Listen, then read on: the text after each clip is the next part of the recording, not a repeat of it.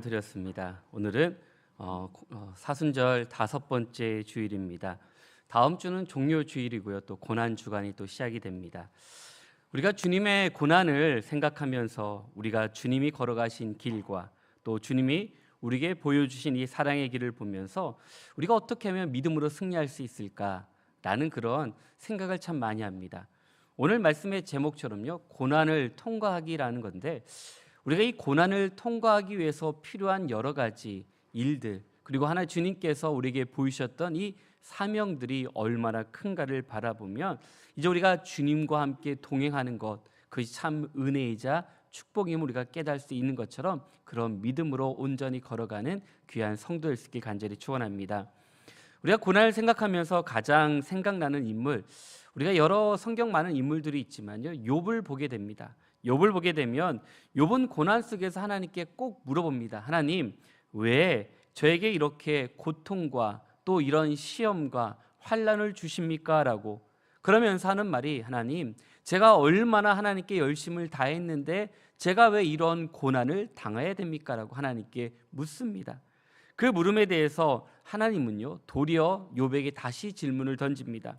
내가 너에게 질문을 하겠다라고. 그러면서 그 질문의 요지가 무엇이냐면, 내가 아느냐라고 물어보십니다.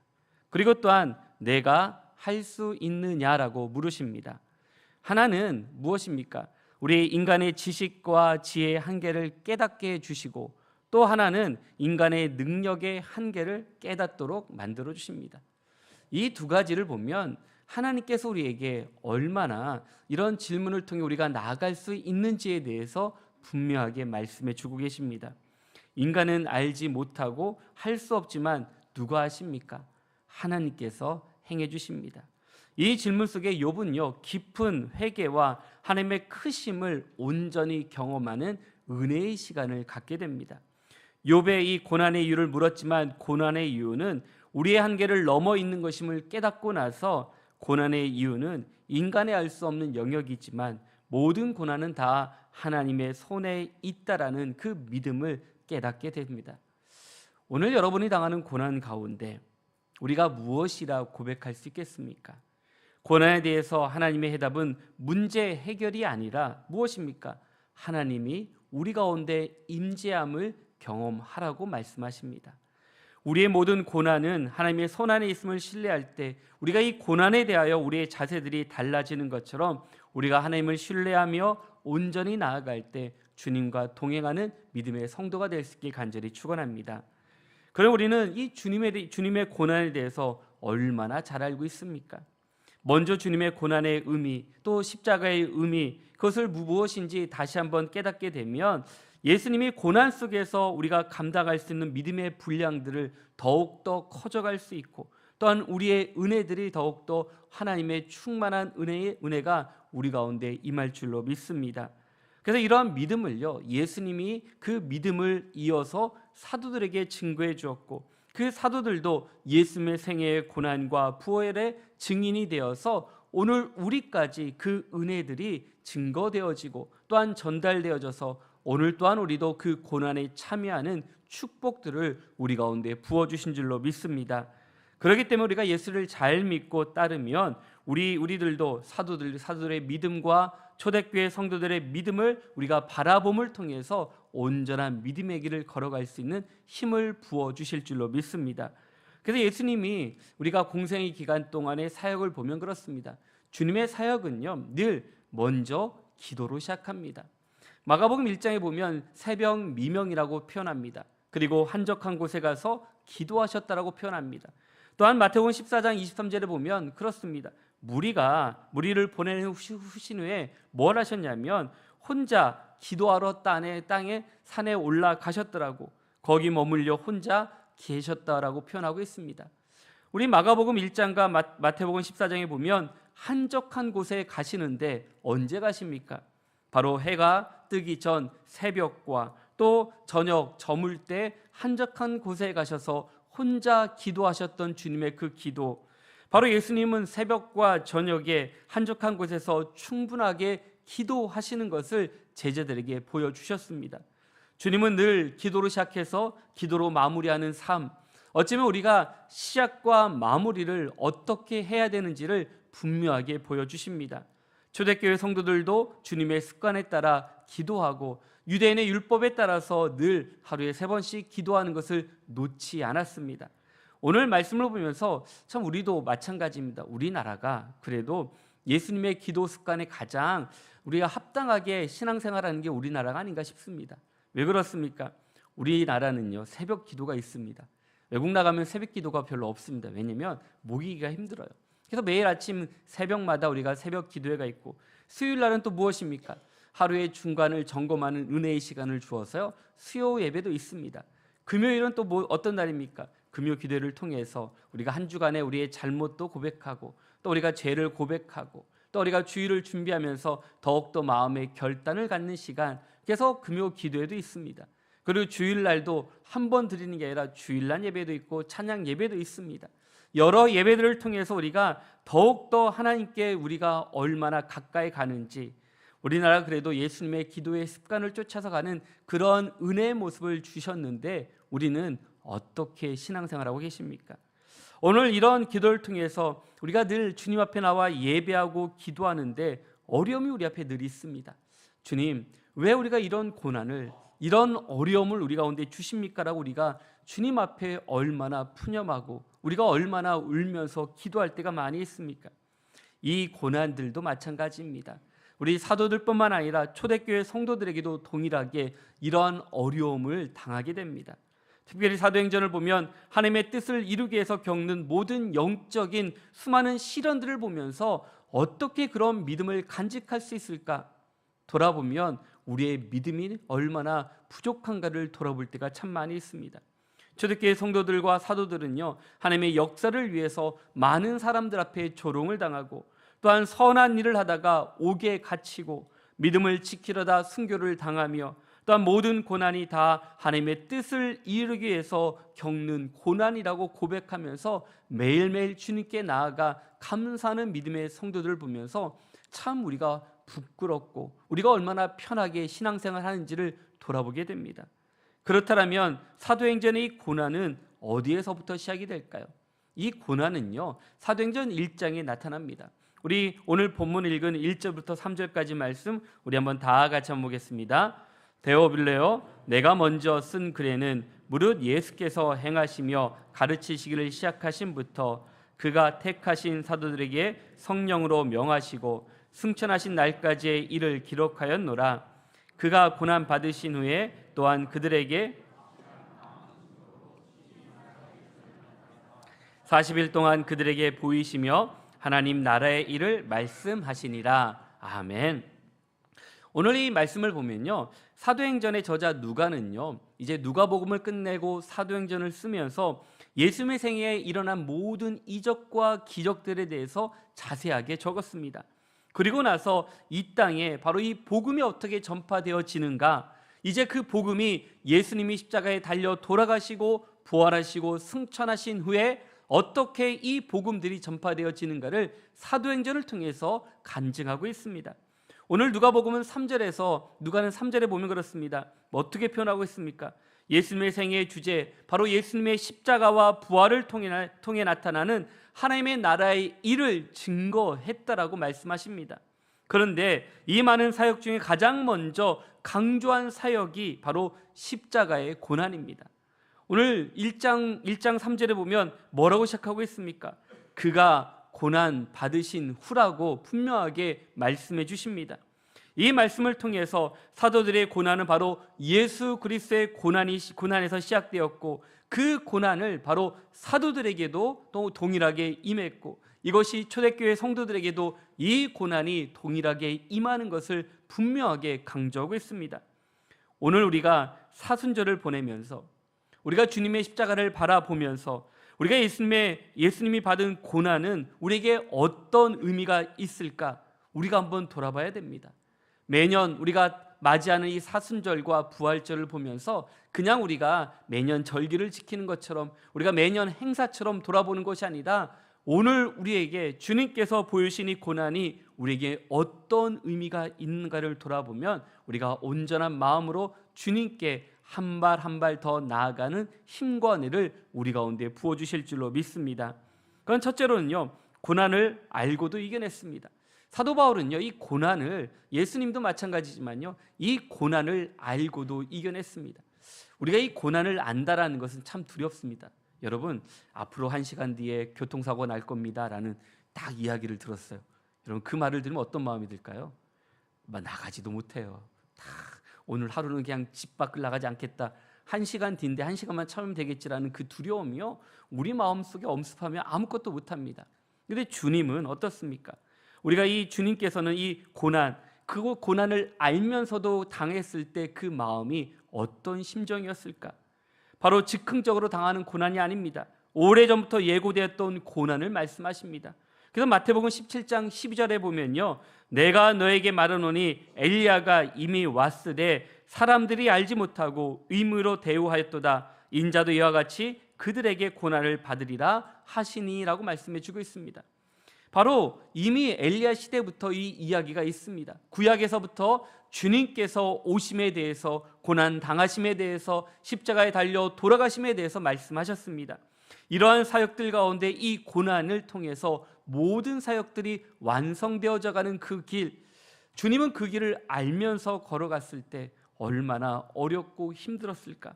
예수님의 공생의 시간을 봐도요, 제일 처음에 사역을 시작할 때도 40일 금식과 마귀의 시험을 받고 사역이 시작되었습니다.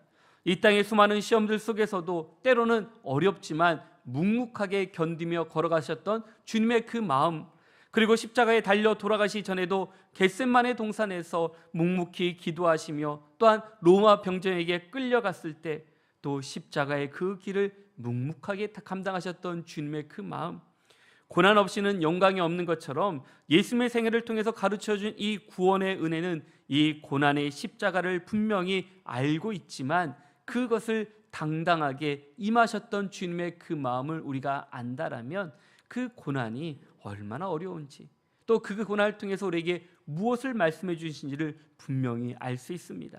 사도행전에 나타난 이 사도들도, 이 성도들의 고난도 어떤 고난입니까? 바로 예수님처럼 알고도 그 모든 고난을 묵묵하게 감당했습니다. 예상치 못한 그런 상황에서 당하는 고난에서 제외된 사람은 아무도 없습니다. 그러므로 당하는 고난, 어쩌면 누구나 경험할 수 있습니다. 사도 바울도 처음에는 영문도 모르고 고난을 받을 때가 있습니다. 우리가 잘 아는 다메섹 도상에서 죄를 짓다가 눈이 멀었습니다. 절망에 빠진 그 고난의 때가 있습니다. 그러나 후에 바울은 곧 직면할 고난이 그 앞에 있다 할지라도 그것을 알면서도 당당하게 그 고난을 맞서 나아가는 사람이 바로 사도 바울입니다. 바울이었습니다. 이처럼 사도들도 성도들의 이 고난은 예상된 고난이었고, 눈에 보이는 고난이었고, 우리가 희생을 또 감수하는 고난이라는 점 때문에 얼마나 큰지를 돌아보게 됩니다. 여러분, 이런 고난 앞에 우리는 당당할 수 있을까요? 예상치 못하는 고난, 누구에게나 오는 것 같지만 그 예상된 고난에 참여하는 것은 누구나 참여하는 것이 아닙니다. 얼마 되지 않는 믿음의 사람에게만 선택할 수 있기 때문에 그 길이 귀하고 존귀하다라고 우리는 말씀하고 있습니다. 금요기도에 나오신 분 알겠지만요, 우리 사도행전을 쭉 보면서 벌써 22장까지 나아가면서 사도 바울이 예루살렘에서 고난을 당할 것을 분명히 알고 있습니다. 그것을 알고서 예루살렘에 가는 것을 반대했지만 사도 바울은 그들에게 뭐라고 고백하고 있습니까? 사도행전 21장 13절에 보면요, 바울이 대답하되 여러분이 어찌하여 울어 내 마음을 상하게 하느냐? 나는 주 예수의 이름을 위하여 결박당할 뿐 아니라 예루살렘에서 죽을 것도 각오하였노라 하니라고 말씀해 주고 있습니다. 바울은 알고 있습니다. 내가 예루살렘에 가면 어떻게 될지를 분명히 알고 있습니다. 고난을 당하는 것과 결박을 당하는 것과 죽을 것도 알고 있습니다. 그러나 그는 뭐라고 고백하고 있습니까? 예루살렘에 가서 복음을 전하는 것, 내가 죽어도 감당해야 될 사명임을 알기 때문에 그 고난의 불구덩이에 들어가는 바울의 그 심정, 어쩌면 그들 말을 따라서 그냥 가지 않을 수도 있지만, 그러나 사명을 붙잡고 나아가기 때문에 흔들리지 않고 나아가는 바울의 그 길이 얼마나 존귀한지를 오늘 우리에게 말씀해 주십니다. 바울은 분명히 고난을 당하고 중임을 당할 것을 알지만 왜 두렵지 않았겠습니까? 이것은 다른 사람들과 차별된 바울의 삶의 태도를 분명하게 보여주십니다. 바울은 예수님의 고난을 그대로 본받아 따라가고 있습니다. 우리가 보면 다음 주는 종료주일입니다. 바로 주님께서 예루살렘 성에 입성하는 모든 과정들, 예루살렘에 입성하신 예수님 앞에 기다리는 것은 다른 것이 아닙니다. 고난이 기다리고 있습니다.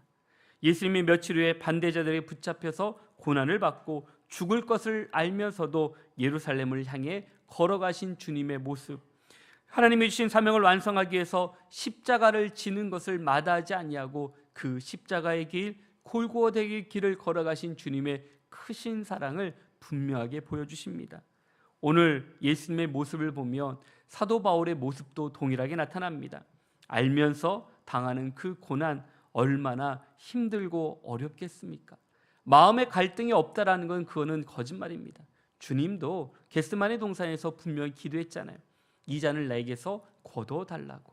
그러나 내 원대로 하지 마옵시고 아버지의 뜻대로 하옵소서 기도하면서 모든 것을 아버지께 맡김을 통해서 십자가의 길을 걸어가신 주님의 그 길, 오늘 사도 바울도 분명히 고백하는 것, 내가 알면서 내가 예루살렘에 가면 내가 고초를 당하고 또 어려움을 당하고 죽임을 당할 것을 알지만 그 고난을 기쁘게 감당했던 그 마음, 오늘 우리가 신앙생활 하면서 이런 믿음이 우리 가운데 얼마나 큰지, 이런 믿음을 가지기 위해서 필요한 것은 우리가 늘 깨어서 기도할 때 이런 은혜와 축복을 부어주실 줄로 믿습니다.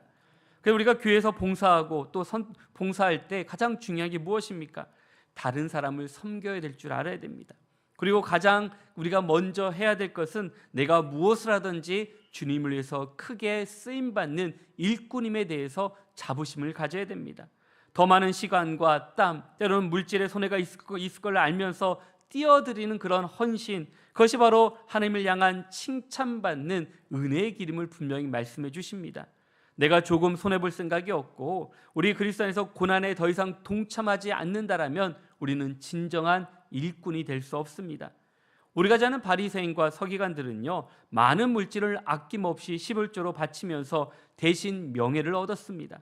그 땅의 대가를 바라고 드리는 봉사와 헌신과 희생은 그리스도의 고난도 아니며 상급도 없다라고 분명히 말씀해 주십니다. 그들의 고난과 희생을 보상을 요구할 때 우리는 무엇을 말할 수 있겠습니까? 예수님은 그들에게 위선자라고 화 있을 진저라고 분명히 선포하면서 그들의 죄를 지적하며 주님께서 나아가시는 모습들, 내가 대가 없는 것을 알면서도 우리가 고난을 견디고 인내하며 봉사하는 성도들, 바로 하나님을 기뻐하시고 하나님을 찾으신다고 말씀해 주고 있는 것처럼, 이처럼 고난을 알고 섬기는 믿음의 성도가 모이는 교회가 바로 기쁨이 넘치고 존귀한 성도로 가득 차 서로 부족함을 채워주는 섬김의 공동체가 될 줄로 믿습니다. 그런 믿음으로 우리가 먼저 이런 믿음의 길을 온전히 걸어가서 내가 먼저 주의 말씀으로 세움을 받는 귀한 성도들 한 분 한 분 될 수 있길 간절히 축원합니다. 예수님은요, 이 고난을 통해서 무엇을 말씀해 주시냐면 죄 없이 고난을 당했다라고 분명히 말씀해 주고 있습니다. 주님은 죄가 없는데 고난을 당하셨습니다. 예수님의 고난, 이 특징이 바로 죄가 없다라는 겁니다. 죄가 없이 당한 예수님의 고난을 예언한 이사야 53장을 보게 되면 주님께서 어떻게 고난을 당하실지에 대해서 설명해 주고 있습니다. 죄의 문제를 해결해 주시기 위해서 죄가 없이 죄인 대신 이 고난의 길, 얼마나 우리가 그것에 대해서 묵상하며 기도하고 있습니까? 이사야 53장에 보면요, 주님에 대해서 어떻게 표현하고 있습니까? 그는 실로 우리의 질고를 치셨다라고 표현합니다. 또한 그가 찔림은 우리의 허물 때문이요 그가 상함은 우리의 죄악 때문이라고 말씀해 주십니다. 그리고 또한 여호와께서 우리의 모든 죄악을 그에게 담당시키셨다라고 분명하게 말씀해 주십니다. 왜 예수님만이 우리의 죄를 깨끗하게 씻는 유일한 분이실까요? 바로 그것에 대해서 주님은요, 당당하게 선포하십니다. 바로 먼저 세상에 비치기 때문에 우리의 죄를 바로 씻겨 주신다라고 말씀해 주십니다. 바로 요한복음 8장 12절에 보면 예수께서 또 말씀하여 이르시되 나는 세상의 빛이니 나를 따르는 자는 어둠에 다니지 아니하고 생명의 빛을 얻으리라라고 말씀해 주십니다. 오늘 말씀처럼 많은 사람들이 죄악의 어둠 속에 갇혀 있는 그들에게 바로 세상에 비치기 때문에 그들을 어둠 속에서 건져낼 수 있다라고 분명히 말씀해 주십니다. 그러기 때문에 사람들을 하여금 하나님의 빛으로 나오도록 하시는 유일한 분이 바로 예수 그리스도임을 분명하게 말씀해 주십니다.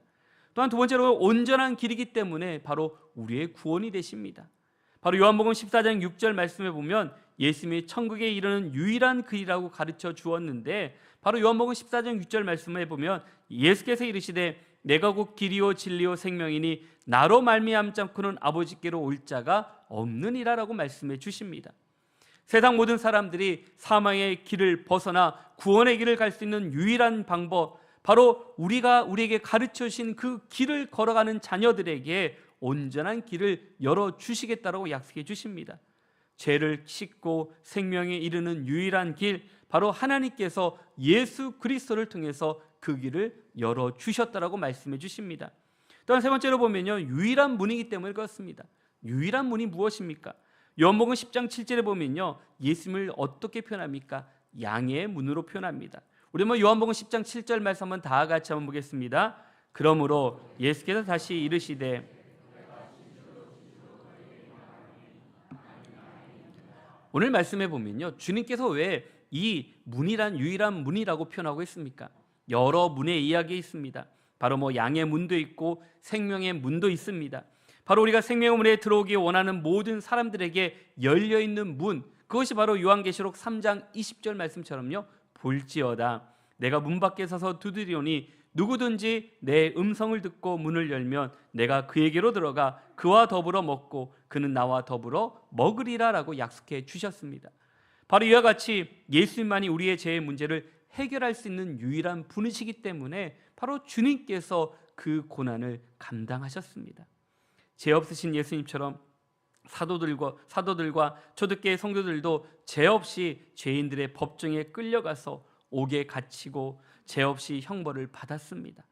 바울을 대적하여 법정에 끌고 가고 죄 쇠사슬에 묶고 옥에 가두고 40에 한한 감한 매를 5번 맞았던 바울의 그 모습들, 주님, 지금 우리가 당하는 고난은 어떤 고난인지를 한번 돌아봐야 됩니다.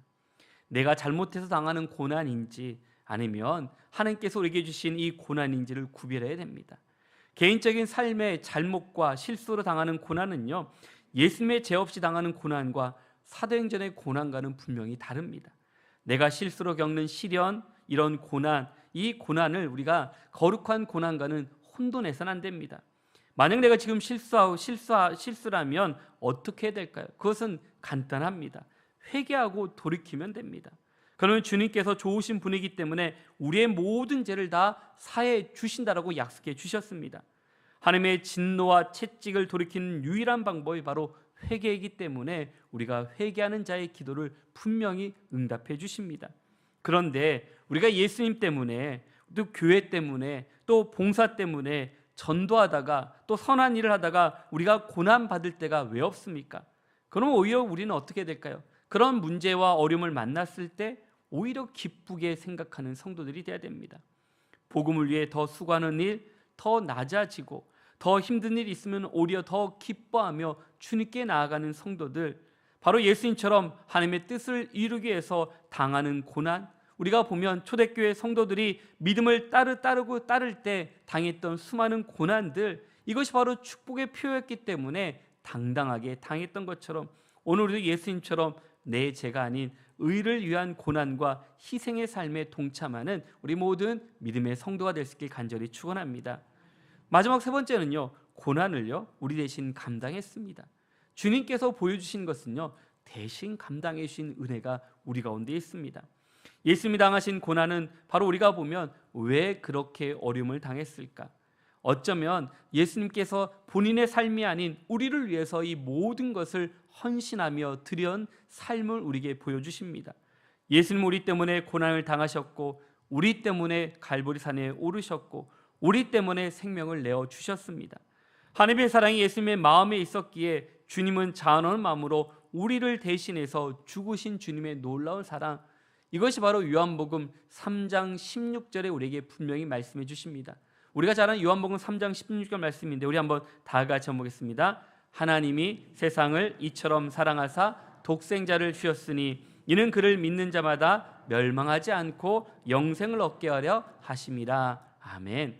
우리가 늘 외웠던 말씀인데 또 갑자기 또 하면 모르시죠? 그런데 우리가 오늘 말씀에 보면 하나님이 세상을 이처럼 사랑했습니다. 얼마나 사랑했습니까? 독생자를 바로 주시기까지 우리를 사랑하셨습니다. 그런데 무엇입니까? 이는 그를 믿는 자마다 멸망하지 않고 영생을 얻게 하려 하심이다라고 우리에게 약속해 주십니다. 바로 이 사랑 때문에 바로 우리는 온전한 믿음을 가질 수 있다라고 분명히 말씀해 주십니다. 사랑하는 성도 여러분, 하나님이 지금 나의 문제, 나의 어려움, 나의 한계를 뛰어넘어서 우리가 보면 주변을 돌아보라고 분명히 말씀해 주십니다. 이웃을 돌아보고 또 열방과 교회를 위해서 몸서 헌신하고 거룩한 사역을 위해 대신 고난받을 성도들을 찾고 있다라고 분명히 말씀해 주십니다. 사도 바울도 바로 그리스도를 대신하여 그리스도가 우리에게 주신 그 고난의 길을 묵묵하게 걸어갔던 그 모습, 초대교회 성도들이 그 고난과 어려움 속에서도 그 모든 것을 감당했던 그 모습들, 오늘 우리가 그러면 그 고난에 우리가 감당하기 위해서 우리는 무엇을 할 수 있을까요? 우리도 십자가에 달려 돌아가고 또 이런 고난을 당하고 어려움을 당하는 것을 말하는 것이 아닙니다. 우리가 지금 살아가면서 우리가 할 수 있는 것이 무엇이겠습니까? 우리는 바로 기도를 감당하는 성도가 되어야 됩니다. 기도하지 않으면 우리는 이겨낼 수가 없습니다. 예수님 우리를 이 기도를 통해서 주님 앞에 나오기를 원하십니다. 기도는 하나님을 경험하고 느끼는, 어쩌면 그냥 하나님께 기도할 때 내 마음이 편하다, 그걸로 끝나는 것이 아닙니다. 기도는 더욱더 나와 이웃과 공동체를 위해서 더욱더 기도할 때 모든 것을 세워주시는 중요한 사역이며 주의 일이라고 분명히 말씀해 주십니다. 그래서 기도는요, 우리가 그냥 나만 중언부언하는 기도를 말하는 것이 아닙니다. 우리가 사역과 일이기 때문에 우리가 땀과 눈물과 노력이 우리 가운데 엄청나게 필요합니다. 주님께서도 그 겟세마네 동산에서 어떻게 기도하셨습니까? 간절히 기도하는데 어떻게 했습니까? 힘쓰고 애쓰며 더욱 간절히 기도할 때 땀이 땅에 떨어지는 것이 핏방울 같다라고 표현할 만큼 정말로 힘을 다해서 기도했던 그 기도들, 내 기도를 들었고 내 눈물을 보았다라고 말씀해 주신 같이 우리가 우리의 눈물의 기도를 주님께서 보시고 응답해 주신다라고 약속해 주십니다. 그래서 우리가 기도에 참여하는 것은요, 우리가 내 기도, 내 간구, 내 소원에서 끝나는 것이 아니라 우리의 땀과 눈물이 담긴 사역과 또 우리에게 주어진 일이기 때문에 우리가 이런 기도의 사역을 온전히 감당할 때 나의 삶의 문제를 뛰어넘어서 바로 우리가 우리 믿음의 가족들과 이웃들과 교회를 위해서 세계 열방을 위해서 뜨겁게 기도하는 성숙한 그리스도인이 되기를 주의 이름으로 간절히 축원합니다. 또한 기도뿐만 아닙니다. 우리는 복음을 전해야 됩니다. 우리가 받은 은혜, 받은 사랑을 우리가 증거할 수 있는 성도가 될 때 우리는 이 모든 사명을 감당할 수 있다라고 말씀해 주십니다. 바로 예수님은 복음을 전하기 위해서 박해를 대신 짊어지길 원하십니다. 이 박해하다라는 단어가요, 사도행전은 12번이나 나옵니다. 원래 의미는 빨리 움직이게 하다 또는 몰아내다라는 의미가 있습니다. 박해의 목적은 나의 신앙생활의 평안을 뛰어넘어서 바로 이웃들을 위해서, 믿지 않는 영혼들을 위해서 내가 헌신을 위해 빨리 움직이게 하고 평안한 삶을 몰아내어 고난에 적극적으로 참여하기 위함이라고 말씀해 주십니다. 우리가 감당할 것은요, 바로 내가 이익을 보고 내가 유익을 보는 것이 아닙니다. 주님을 위해서 때로는 우리가 불편함을 내가 먼저 감수할 수 있는 성도가 되어야 됩니다. 세상의 영광이 아닌, 세상이 알아주는 자리가 아닌, 아무도 모르는 이 기도의 자리와 예배의 자리와 은혜의 자리에 먼저 나올 때 우리가 영적으로 이기고 승리할 수 있는 힘과 은혜를 우리 가운데 부어주실 줄로 믿습니다. 그래서 우리는 복음을 위해서 부지런해야 됩니다. 내가 먼저 움직이고 내 삶의 안위만을 추구하는 것이 아니라 오직 주님만을 바라보며 승리하는 우리 모든 성도가 될 때 우리가 주님의 고난에 동참할 수 있는 힘과 은혜를 우리 가운데 부어주실 줄로 믿습니다. 그렇기 때문에 고난의 목적은요, 하나님의 뜻을 알기 위해서 기도하고 우리에게 주신 이 복음을 땅끝까지 전하는 사명을 위해서 우리에게 주신 것처럼 이 고난이 그리스도의 고난이며 우리가 감당해야 될 우리의 축복인 것처럼 이 믿음을 지키며 승리하는 우리 모든 믿음의 성도들에게 간절히 축원합니다. 이제는 더 이상 내 자신의 삶의 문제로 힘들어하거나 어려워하는 것이 아니라 바로 우리의 문제의 고난 가운데 우리가 허덕이며 살아가는 것이 아니라 그리스도가 남겨주신 이 믿음의 고난을 내가 먼저 잘 감당하고 우리의 고난을 대신 감당해 주신 주님의 길, 십자가의 길을 바라보면서 우리가 더욱더 성숙한 믿음의 그리스도인이 될 때 우리의 모든 것을 붙잡아 주시고 인도해 주신 같이 그런 믿음으로 담대히 나아가는 우리 모든 성도가 되어서 날마다 새롭게 우리의 발걸음을 가볍게 힘을 다해 뛰어가며 주님의 표대를 향해 달려가는 우리 모든 믿음의 성도들 한 분 한 분 될 수 있길 주의 이름으로 간절히 축원합니다. 우리 함께 기도하겠습니다. 사랑하신 하나님 아버지, 감사합니다. 오늘 사순절 5번째 주일을 통해서 우리가 고난을 통과하기 위해서 우리가 얼마나 주님을 바라봤는지, 주의 길을 걸어갔는지, 주님과 동행해 있는지 돌아보게 됩니다. 돌아보면 우리의 힘을 다해서 주님을 바라보기보다는 내 힘과 내 능력에 힘을 썼던 시간들이 얼마나 많은지, 우리의 실수로 우리가 감당했던 고난도 주님의 고난인 척 생각하며 우리가 주님 앞에 얼마나 많은 기도를 드렸습니까? 우리가 복음을 위해서 당하는 고난과 어려움 속에서 주님의 살아계심을 만나게 해주시옵시고 주님 우리 가운데 임재하심을 만나게 해주셔서 그 고난의 파도들을 통해 우리가 다시금 일어서며 또한 기도하며 하나님을 만날 수 있는 귀한 저희를 낼 수 있도록 주님 도와주시옵소서. 이 사순절 기간을 통해 주님의 십자가를 바라보며 우리의 모습들을 점검하게 해주시옵시고 이제 주님께서 우리의 죄를 위해 십자가에 달려 돌아가시고 부활하신 그 은혜와 감격을 놓지 않고 다시 일어나 주님께 영광 돌리는 우리 모든 믿음의 성도가 될 수 있도록 도와주시옵소서. 함께해 주심을 감사하며 살아계신 예수님의 이름으로 기도드렸습니다. 아멘.